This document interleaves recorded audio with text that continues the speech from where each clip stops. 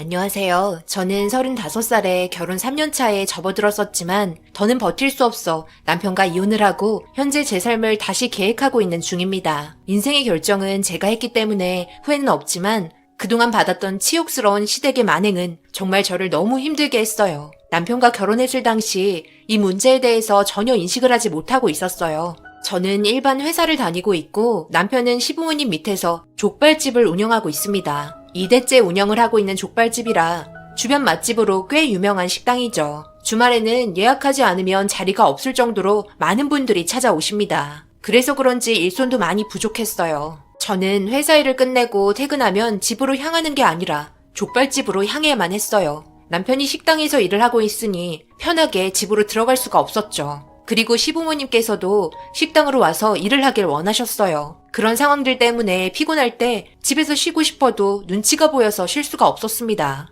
그래서 저녁에 남편과 긴 얘기를 하기 시작했어요. 나도 노는 것도 아니고 밖에서 힘들게 일하고 퇴근했는데 식당에 가서 일하는 게 체력적으로 너무 부담이 돼. 다음날 쉬는 것도 아니고 또 일을 해야 하는 입장에서 이런 생활이 반복이 되면 신경만 날카로워질 것 같아. 나는 그냥 집으로 왔으면 좋겠는데 당신은 어떻게 생각해? 회사 일 끝나고 내가 집으로 가는 거 싫어? 싫은 것보다 앞으로 내가 족발집 물려받아야 하는데 당신도 식당 돌아가는 거 어느 정도 알고 있어야 나중에 함께 일을 하기 시작하면 좀 더 수월하게 같이 할 수 있는 거지. 힘들어도 일 배운다 생각하고 도와주면 되잖아. 남의 일도 아니고 우리 일인데 그냥 와서 하면 안 돼? 갑자기 식당 안 나오면 우리 부모님이 뭐라고 생각하겠어?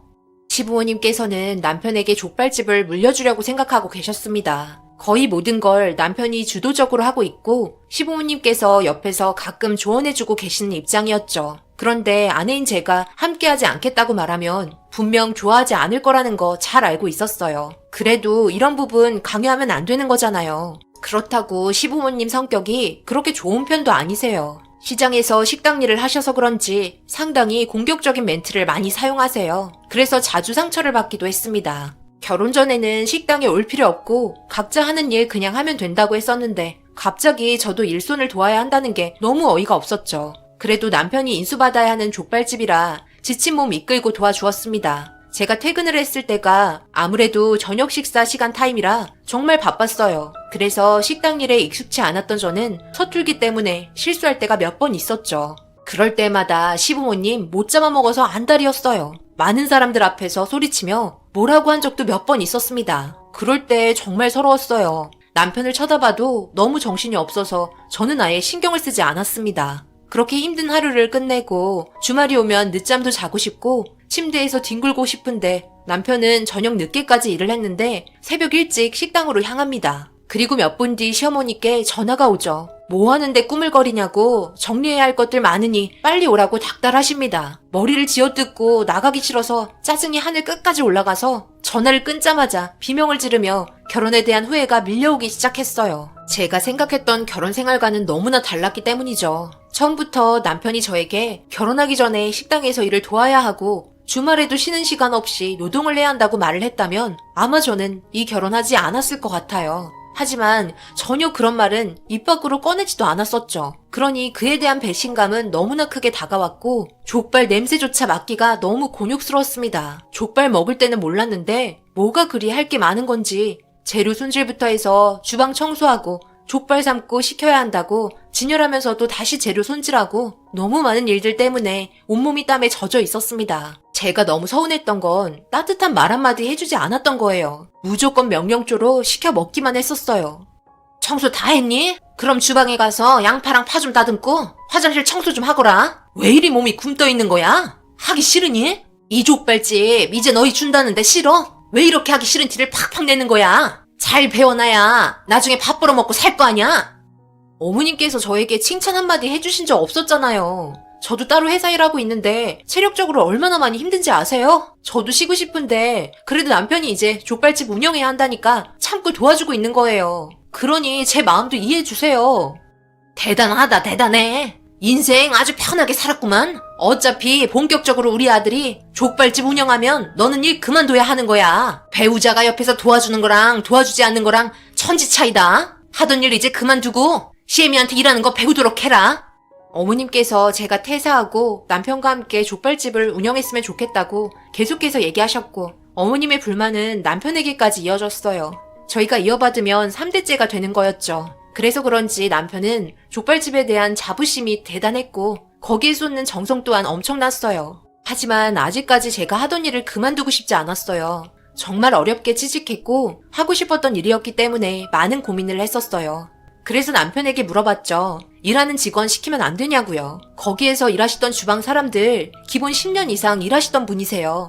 거의 모든 걸 다 알고 계시지만 결혼한 배우자인 제가 모든 걸 배우길 바라셨어요. 그래서 이 문제에 대해 친정 부모님과도 대화를 해봤어요. 결론은 제가 하고 싶은 대로 하라는 말이었죠. 그래도 평생을 함께해야 할 사람인데 너무 싫다고만 얘기하기도 그렇고 나중에 어떻게 될지 몰라 일은 그만두지 않고 일단 하나하나 배워나가기로 했습니다. 남편도 제가 일을 배우겠다고 하니 엄청 좋아하더라고요. 그렇게 매일같이 퇴근하면 족발집에 출근 도장 찍었습니다. 본격적으로 일을 배우는 시점부터 화장실 청소는 일하시는 직원분께서 하게 되었고 저는 오로지 서빙 일을 하면서 거의 마감 시간이 다가오면 주방에 들어가 이것저것 시키는 대로 배워나가기 시작했어요. 워낙 고지식하신 시부모님이셔서 그런지 뭐 하나 실수하는 모습을 넘어가지 않으셨습니다. 일이 많이 서툰 만큼 좋게 잘 타이르면서 얘기하시는 게 아닌 지켜보고 계셨다가 실수하는 순간 바로 달려와서 사람 많은 데서 엄청나게 뭐라고 하셨습니다. 단기간 배워야 하는 것도 아니고 시간이 좀 지나면 자연스럽게 일도 손에 붙고 괜찮아질 텐데 모든 걸 하루아침에 완벽하게 해야 하는 마인드를 가지고 계셔서 그런지 정신적으로 정말 힘이 들었어요.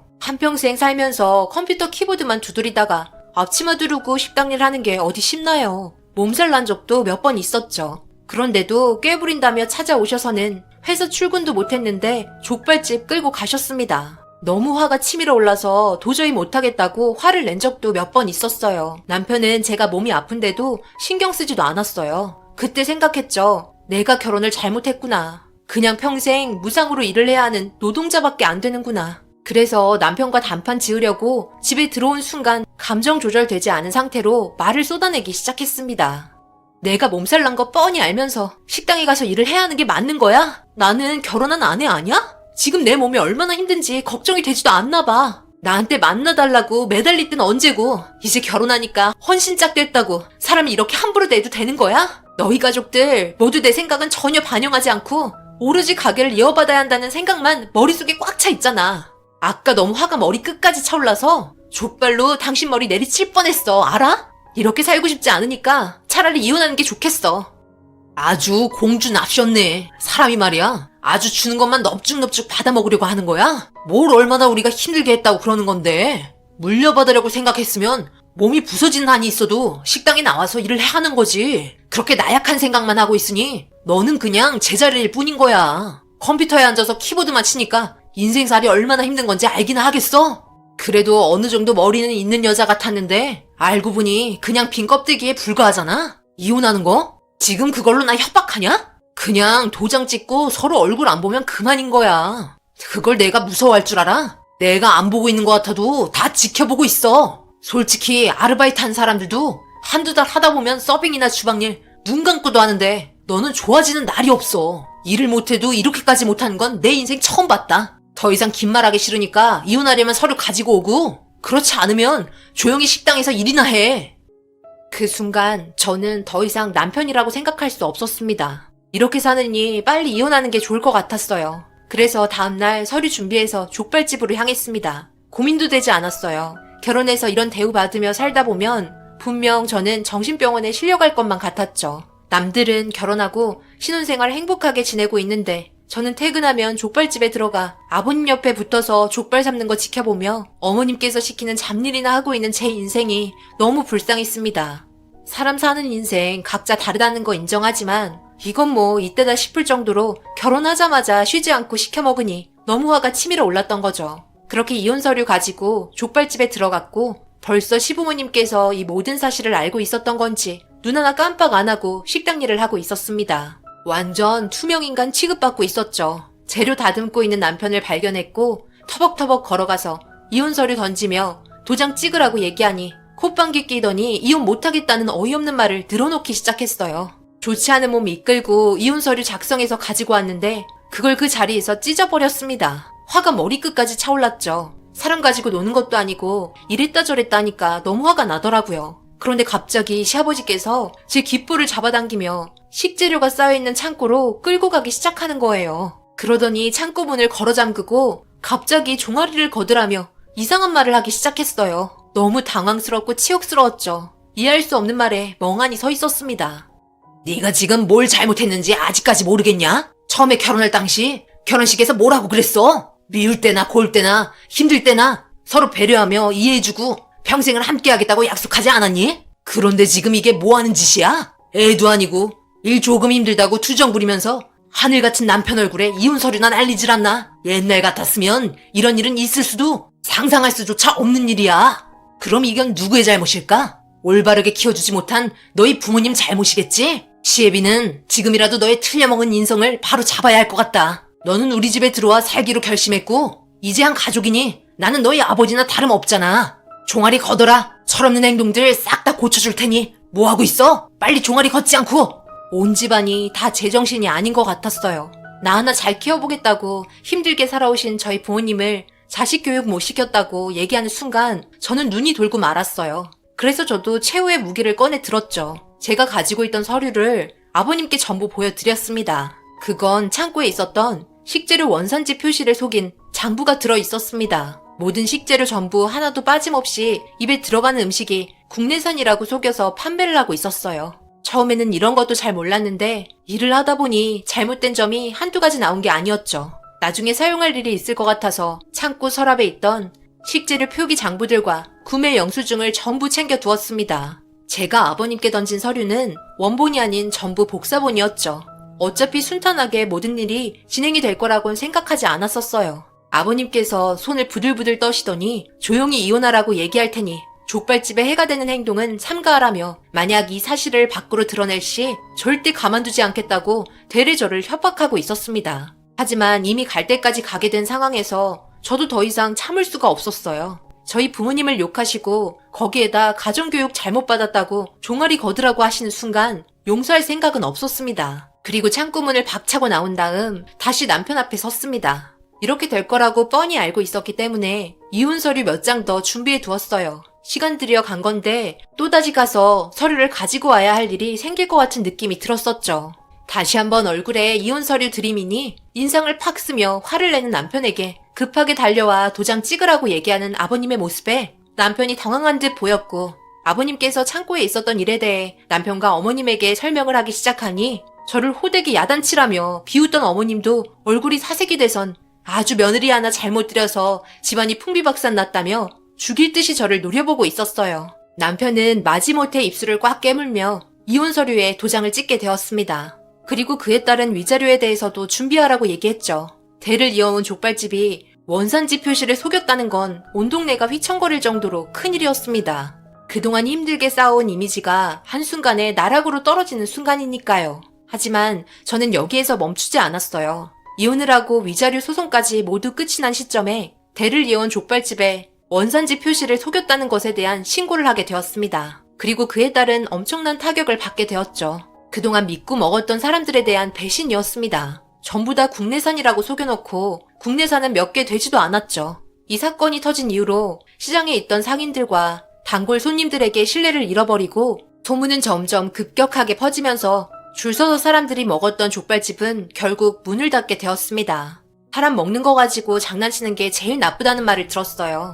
어차피 이 문제는 제가 이혼을 하지 않았어도 시부모님께 얘기해서 바로 잡았을 거예요. 하지만 저에게 그동안 대했던 행동과 부모님 욕하고 종아리 거드라고 한 순간부터 가만히 있을 수 없었습니다. 몇 대째 운영하던 식당 그게 뭐가 중요한가요? 사람을 속여서 음식을 만들어 팔았다는 자체가 잘못된 건데요. 저는 지금 속도 홀가분하고 암흑의 구렁텅이에서 빠져나온 게 천만다행이라고 생각합니다. 그동안 버틴 것도 정말 대단하다고 생각되네요. 참고 또 참고 계속 참으려 했던 건 사랑한다고 결혼했는데 저희 부모님의 가슴에 상처를 줄까봐 걱정이 돼서 계속 참아왔던 겁니다. 하지만 이 모든 상황에 대해서 부모님과 충분히 대화하고 제가 겪었던 문제에 대해서 알게 된 이후부터 저희 부모님 눈 돌아가셨죠. 주먹 다짐이 아닌 제가 할 수 있는 선에서 모든 상황을 끝낸 게 정말 다행이라고 생각됩니다. 앞으로 평생 얼굴 볼 일 없겠지만 제발 정신 차리고 인생 똑바로들 사셨으면 좋겠어요. 잘못된 행동들은 언젠가 자신에게 부메랑처럼 돌아오게 되어 있는 것 같습니다. 똥차 지나갔으니 언젠가 좋은 인연 다시 만날 날이 오겠죠. 제 사연 읽어주신 분들 오늘 하루 행복하시고 웃음이 끊이지 않을 날이 되시길 바랍니다. 감사합니다. 오늘의 사연은 여기까지입니다. 댓글로 여러분들의 생각과 조언을 남겨주세요. 구독, 좋아요, 알림도 꼭 부탁드립니다. 저는 다음 영상으로 찾아뵙겠습니다. 감사합니다.